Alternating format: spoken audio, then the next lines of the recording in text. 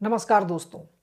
आज के इस वीडियो में हम बात करने वाले हैं किसी राजनीतिक दल के पूरे संगठनात्मक ढांचे के बारे में। जैसे भारत में जो राजनीतिक दल होते हैं वो क्या होते हैं, राजनीतिक दल किसे कहते हैं, ये किस तरीके से काम करते हैं और इनसे जुड़े हुए जो भी प्रश्न हमसे परीक्षा में पूछी जाती है उस सभी का डिस्कशन हम इस वीडियो में करेंगे। ठीक है, इस वीडियो को देखने के बाद अगर कोई भी प्रश्न राजनीतिक दल से जुड़ा हुआ आपसे परीक्षा में पूछा जाता है तो आप उसका उत्तर आसानी से दे सकते हैं। इस वीडियो में हम इन सभी टॉपिक पर चर्चा करेंगे। ठीक है, तो सबसे पहले बात करते हैं कि राजनीतिक दल होता क्या है। तो दोस्तों, जो लोकतंत्र होता है तो लोकतंत्र में जनता के पास ये पावर होती है कि अगर जो व्यक्ति सत्ता में है वो अगर सही से काम नहीं कर रहा है तो ये लोकतंत्र में जनता के पास पावर है कि उसको हटा करके दूसरे व्यक्ति को चुन ले। ठीक है, तो वो दूसरे व्यक्ति को राजनीतिक दल के माध्यम से ही चुनेगी। लोकतंत्र में अगर राजनीतिक दल नहीं हो तो लोकतंत्र सही से चल नहीं सकता।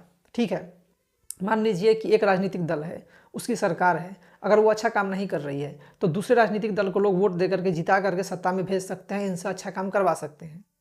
जैसे कि भारत या अमेरिका में है। अगर बात करें तो एक देश है चाइना, वहाँ पर वन पार्टी डेमोक्रेसी है, यानी कि वहाँ पर एक ही राजनीतिक दल है। तो लोग चाहें भी तो दूसरे राजनीतिक दलों को वोट नहीं दे सकते क्योंकि एक ही है, दूसरे को वोट कहाँ से देंगे। अमेरिका में टू पार्टी डेमोक्रेसी है, वहाँ पे दो राजनीतिक दल हैं, एक रिपब्लिकन और एक डेमोक्रेटिक। ठीक है, उन्हीं दोनों में से किसी एक व्यक्ति जो है वो राष्ट्रपति बनते हैं, जीतते हैं। भारत में मल्टी पार्टी डेमोक्रेसी है, यहाँ पे बहुत सारे पार्टियाँ हैं, मतलब कहें तो बहुत गिनती में आ जाएंगी। राष्ट्रीय पार्टियाँ तो कम ही है, 7 हैं, लेकिन जो क्षेत्रीय पार्टी हैं वो अनगिनत हैं।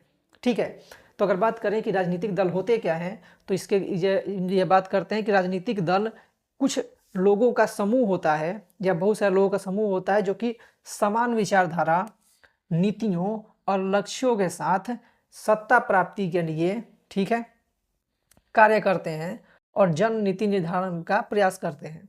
राजनीतिक दल क्या है? लोगों का समूह है जो कि एक विचारधारा, एक लक्ष्य के साथ चलते हैं और इनका मुख्य लक्ष्य होता है सत्ता प्राप्ति, यानी कि जहाँ पर है, जैसे भारत में है तो भारत की जो सत्ता है उस पर पहुँचना। ठीक है, चुनाव लड़ना, लोगों की मदद करना और सत्ता में पहुंचना। ठीक है, जहाँ पे कहा जाता है कि लोकतंत्र की आत्मा अगर जनता है तो लोकतंत्र की धड़कन राजनीतिक दल है। ठीक है, राजनीतिक दलों को मान्यता कौन देता है? तो वो चुनाव आयोग देता है, भारतीय निर्वाचन आयोग। राष्ट्रीय राजनीतिक दल कुछ हैं, कुछ क्षेत्रीय होते हैं। राजनीतिक दलों का अगर एग्जाम्पल की बात करें तो बीजेपी, इंडियन नेशनल कांग्रेस, आम आदमी party, BSP Bahujan Samaj party, या फिर बिहार में जेडीयू, आरजेडी। ठीक है, ये सब पार्टियां हैं, ये सब राजनीतिक दल, पॉलिटिकल पार्टियों के एग्जाम्पल्स हैं। ठीक है, अगर बात करें आगे तो बात सबसे पहले आती है कि राष्ट्रीय राजनीति में या राजनीतिक जो दल होते हैं उसमें सबसे बड़ा जो पद होता है वो राष्ट्रीय अध्यक्ष का होता है।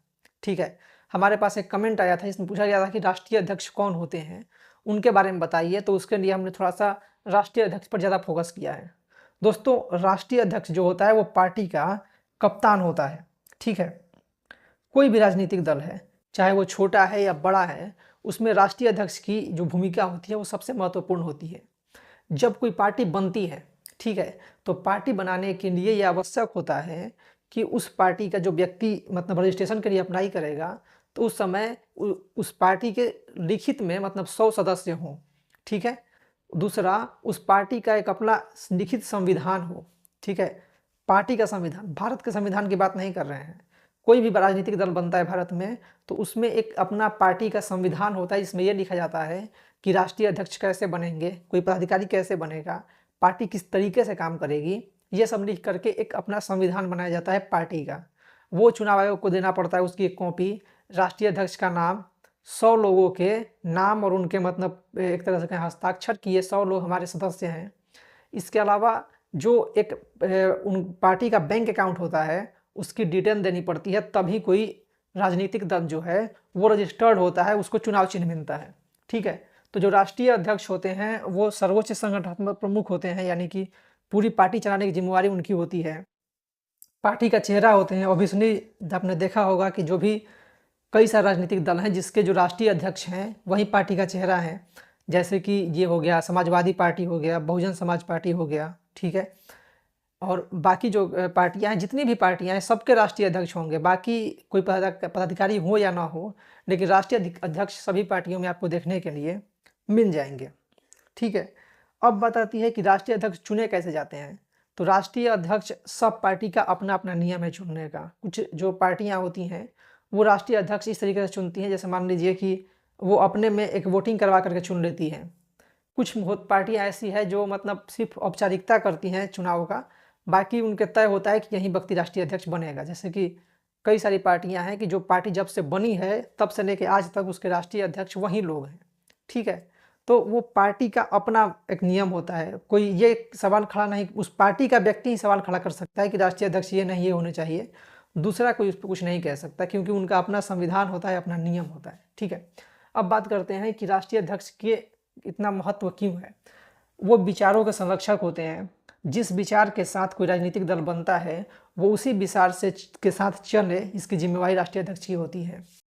एकता के सूत्रधार, यानी कि जो विभिन्न गुट होता है, जैसे कि आपने देखा होगा कि कोई भी पॉलिटिकल पार्टी होती है तो उसमें कई सारे गुट बन जाते हैं। जैसे कि एक किसान मोर्चा टाइप पर एक छात्र संगठन हो जाता है, एक महिला आयोग की तरह, महिला जो आयोग नहीं कह सकते, महिला जो मोर्चा होता है, इस तरीके की चीज़ें हो जाती हैं।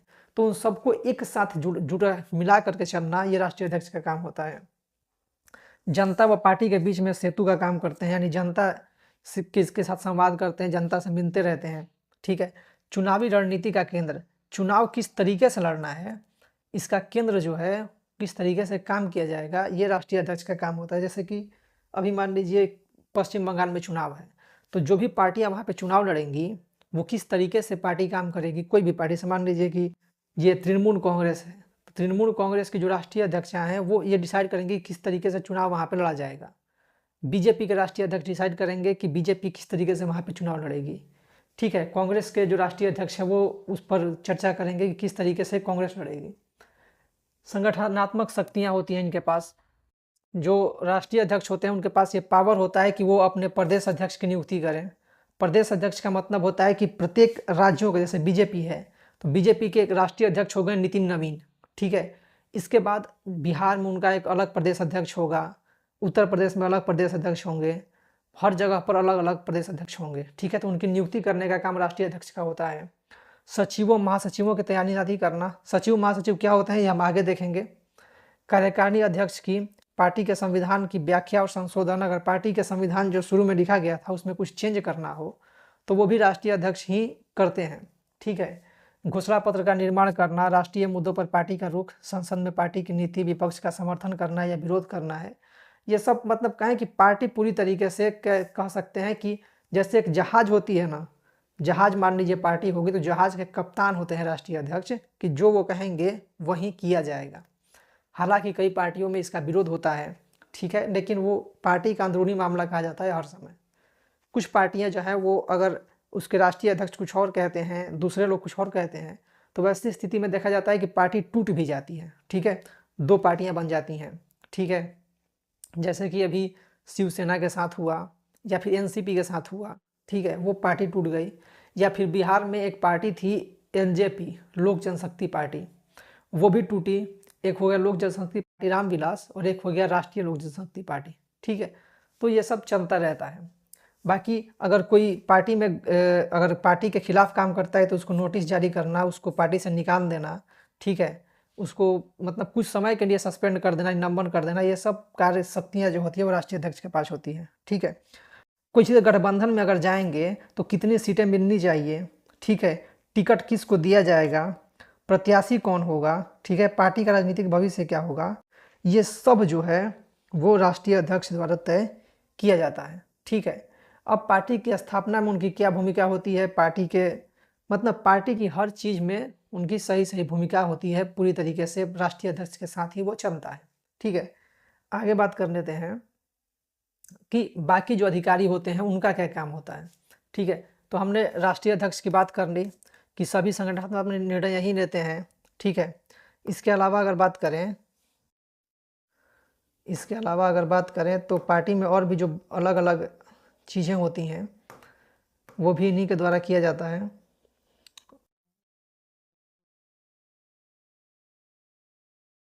टिकट वितरण, टिकट किसको दिया जाएगा, अनुशासन और निष्कासन। इसके अलावा बात करें तो एक होते हैं कार्यकारी अध्यक्ष, ठीक है। ये अध्यक्ष के प्रतिनिधि होते हैं, ये तब काम करते हैं मान के चलिए जब अध्यक्ष नहीं होते हैं, ठीक है। या फिर किसी व्यक्ति को अगर राष्ट्रीय अध्यक्ष बनाना हो तो उसको पहले कार्यकारी अध्यक्ष बनाया जाता है कि वो कुछ समय तक काम करने चीज़ों को सीख ले, तब उसको बाद में राष्ट्रीय अध्यक्ष बनाया जाता है। जैसे अभी बीजेपी ने किया, वो कुछ समय पहले नितिन नवीन जो हैं उनको उन्होंने पहले कार्यकारी अध्यक्ष बनाया, ठीक है। इसके कुछ महीने बाद उनको राष्ट्रीय अध्यक्ष बनाया गया, ठीक है। तो जो कार्यकारी अध्यक्ष होते हैं वो अध्यक्ष के प्रतिनिधि के काम में तरह काम करते हैं, ठीक है। और बाद में ये अध्यक्ष बन जाते हैं, या फिर मतलब इनको ये कहते हैं ना कि तो अध्यक्ष से थोड़ा सा नीचे का जो पद होता है वो कार्यकारी अध्यक्ष का होता है, ठीक है। अध्यक्ष को सहायता प्रदान करना ये इनका काम होता है, ठीक है। तीसरा पद है महासचिव का पद, ठीक है। जो महासचिव होते हैं इनका पद सबसे महत्वपूर्ण माना जाता है। जैसे कि प्रदेश अध्यक्ष जो हैं वो नीचे हो गए, प्रत्येक प्रदेश में राष्ट्रीय अध्यक्ष सबसे ऊपर हो गए, तो उनके बीच में भी काम करने के लिए कुछ लोग चाहिए जो कि सही तरीके से काम कर सके, जो राष्ट्रीय अध्यक्ष को सहायता प्रदान कर सके, ठीक है।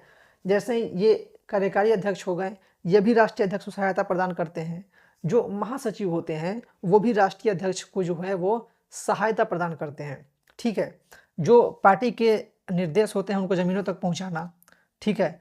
प्रदेश इकाइयों में समन्वय, यानी कि प्रत्येक राज्य की जो उनकी इकाई है उसमें आपस में सहयोग बिठा के रखना, बैठकों का आयोजन करना, ठीक है। और महासचिव को संगठन की रीढ़ कहा जाता है, समझ गए। पार्टी की जो सबसे बड़ी बैठक होती है ऊपर में उसके अध्यक्ष से राष्ट्रीय अध्यक्ष करते हैं।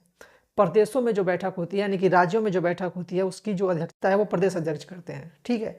और इनके बीच में काम करने वाले होते हैं सचिव और महासचिव, ठीक है। ये जो सचिव और महासचिव होते हैं उनको आप ये जो राज्य सरकार में सेक्रेटरी होते हैं ये मत समझिएगा, ये पार्टी के अंदर होते हैं। जितने भी पद हैं ये किसी राजनीतिक दल के होते हैं, ये सरकारी पद नहीं होते, ठीक है। जितने भी हमने बात करें राष्ट्रीय अध्यक्ष की या बाकी लोगों की, ये सब एक पार्टी के अंदर होते हैं, ये कोई सरकारी लोग नहीं होते, ठीक है। बाद में जब इनकी पार्टी चुनाव जीत जाती है तो इन्हीं लोगों को अलग अलग मंत्री या बाकी चीज़ें बनाया जाता है। अब बात करते हैं, अगला है संसदीय दल का नेता। जैसे मान लीजिए कि कोई पार्टी है, ठीक है, कोई पार्टी है जो कि चुनाव जीत जाती है और वो संसद में उसको मतलब चुनाव जीतती है या नहीं, लेकिन संसद में उसके सदस्य हैं, लोकसभा में सदस्य हैं, राज्यसभा में सदस्य हैं, तो उन सदस्यों में से ही किसी एक व्यक्ति को संसदीय दल का नेता बना दिया जाता है, ठीक है। ताकि संसद में जो भी वो काम करेगा वो उसकी मदद से वही पार्टी मतलब वही लीड करेगा। जैसे मान लीजिए कि कोई पार्टी है, उसके लोकसभा में 10 सांसद हैं, तो 10 सांसद किसके निर्देश पर काम करेंगे, क्योंकि हमेशा वो राष्ट्रीय अध्यक्ष से पूछने तो नहीं जाएंगे, तो वो किसके आदेश से काम करेंगे, किसके सहयोग से काम करेंगे, इसके लिए बनाया जाता है संसदीय दल का नेता, ठीक है। जो संसद में पार्टी का नेतृत्व करता है। अगर सत्ता में होते हैं तो वो प्रधानमंत्री होते हैं संसदीय दल के नेता, अगर विपक्ष में होते हैं तो नेता प्रतिपक्ष होते हैं।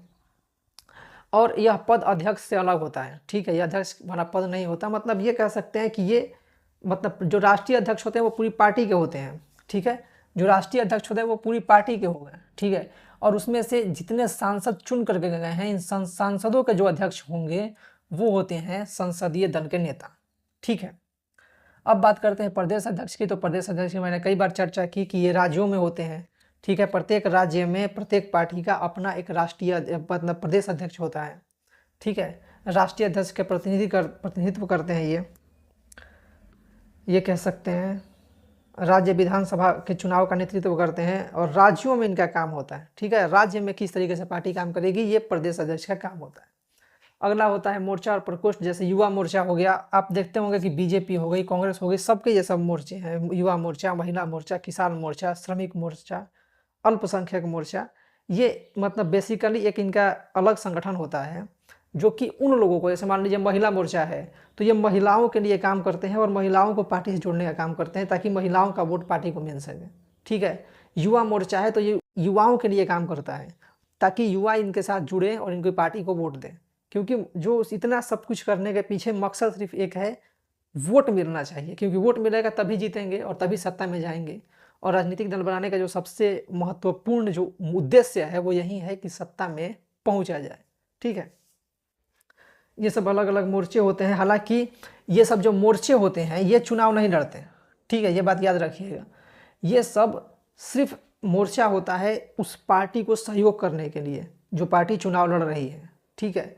अगर मान लीजिए कि अगर किसी पार्टी का एक महिला मोर्चा है तो ये महिलाओं के साथ संवाद करेगा, बातचीत करेगा, लेकिन जब चुनाव आएगा तो महिलाओं से कहेगा कि इसी पार्टी को वोट दीजिए जिसका वो महिला मोर्चा है, ठीक है। ये कई सारी पार्टियों के बने हुए अलग अलग। अब देखिए दोस्तों, एक बात आ जाती है कि बहुत सारे लोग ये कंपैरिजन करने लगते हैं कि राष्ट्रीय अध्यक्ष बड़ा होता है या प्रधानमंत्री बड़ा होता है। जैसे मान लीजिए बीजेपी के राष्ट्रीय अध्यक्ष बड़े हैं या प्रधानमंत्री बड़े हैं, तो दोनों के बीच एक बेसिक डिफरेंस होता है। जो राष्ट्रीय अध्यक्ष का पद होता है वो राजनीति का पद होता है, वो एक पार्टी के अंदर का पद होता है। राष्ट्रीय अध्यक्ष जो है वो सिर्फ अपनी पार्टी में कार्रवाई कर सकता है, ठीक है। मतलब अपनी पार्टी के सचिव को बदल सकता है, महासचिव को बदल सकता है, पार्टी के जिला अध्यक्ष, प्रदेश अध्यक्ष को बदल सकता है, पार्टी में टिकट बांट सकता है। लेकिन जो प्रधानमंत्री होते हैं वो संवैधानिक पद है, ठीक है। वो किसी की नियुक्ति कर सकते हैं, मतलब किसी अधिकारी को पद से हटा सकते हैं, ठीक है। वो दोनों अलग अलग पद होता है, ठीक है। जो प्रधानमंत्री होते हैं वो सरकार के प्रमुख होते हैं, ठीक है, भारत सरकार के प्रमुख होते हैं।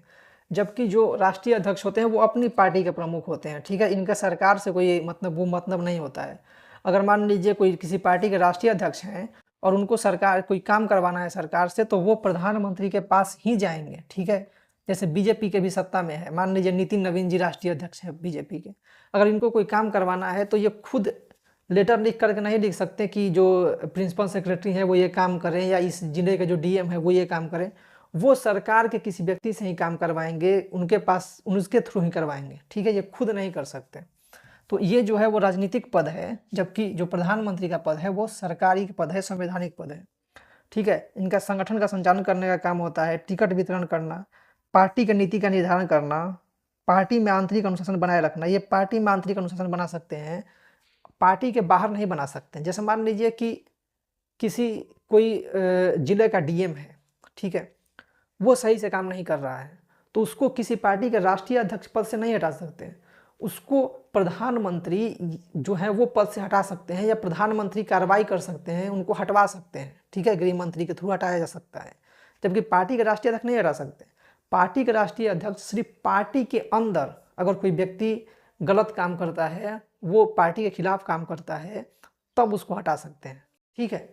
तो इनका कंपैरिजन नहीं हो सकता क्योंकि ये दोनों अलग पद हैं, सीधे सीधे अलग हैं। ये पार्टी के अंदर काम करेंगे और ये देश के लिए काम करेंगे, ये संवैधानिक पद है, ठीक है।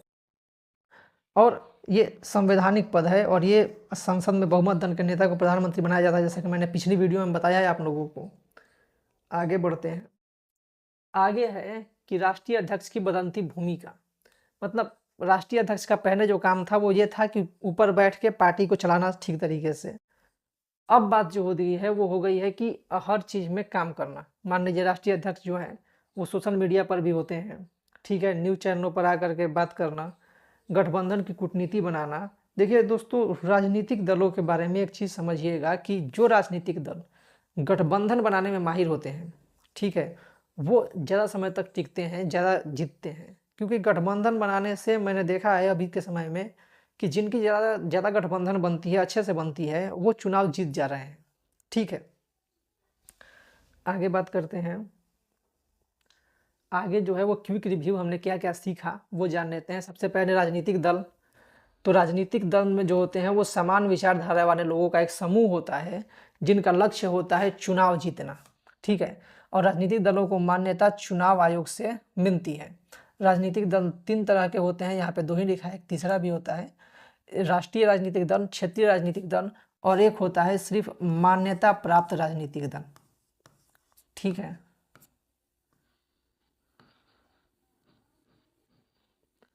जैसे कि जो नए राजनीतिक दल होते हैं उनको कहा गया है मान्यता प्राप्त राजनीतिक दल, ठीक है।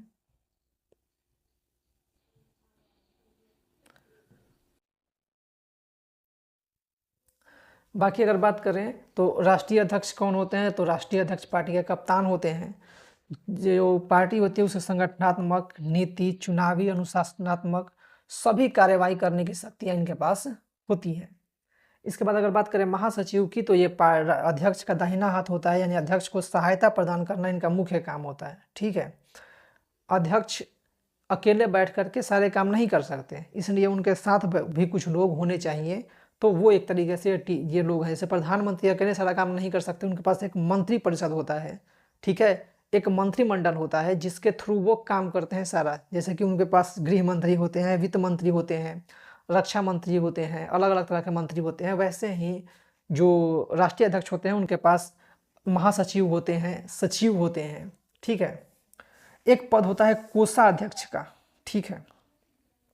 जो कोषाध्यक्ष होते हैं उनका मुख्य काम होता है पार्टी में जो पैसे आ रहे हैं उसको देखना। जैसे पार्टी में कितना चंदा आया, पार्टी में कितना खर्च हो रहा है, ठीक है, चंदा कहाँ से आ रहा है, कहाँ जा रहा है, इस सब को देखना, इसकी जिम्मेवारी जो होती है वो कोषाध्यक्ष की होती है। यानी कि पार्टी की आर्थिक जीवन रेखा, पार्टी की आर्थिक रूप से जो करता है वो सब देखने का काम इनका होता है।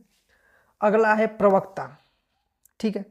प्रवक्ता जो होते हैं उनका मुख्य काम होता है पार्टी के पक्षों को रखना। जैसे पार्टी की विचार किसी टॉपिक पर क्या है ये मीडिया के सामने जाकर के बोलना, ठीक है, या फिर मतलब लोगों के सामने रखना। एक मतलब पार्टी की ऑफिशियल जो बात है उसको बाहर रखने का काम जो होता है वो प्रवक्ता का होता है।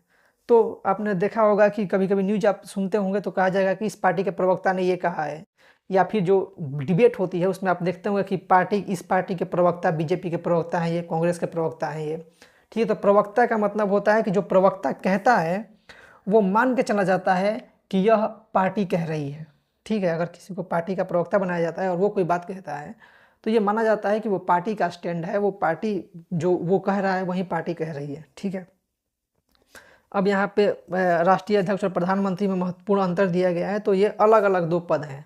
प्रधानमंत्री का पद संवैधानिक पद है, वो देश में सबसे बड़ा पद है, उसकी मतलब एक तरह से कहें कि उसके जितनी ताकत किसी के पास नहीं होती, ठीक है। राष्ट्रीय अध्यक्ष का जो पद है वो अलग अलग होता है।